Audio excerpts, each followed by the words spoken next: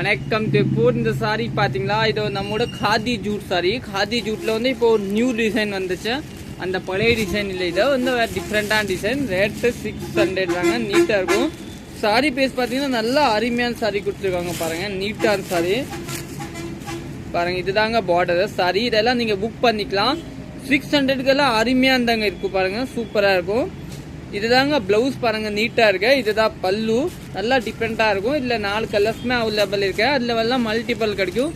Next பாத்தீங்கன்னா இந்த blue colour பாருங்க, நீட்டான ப்ளூவும் சூப்பரான ப்ளூ.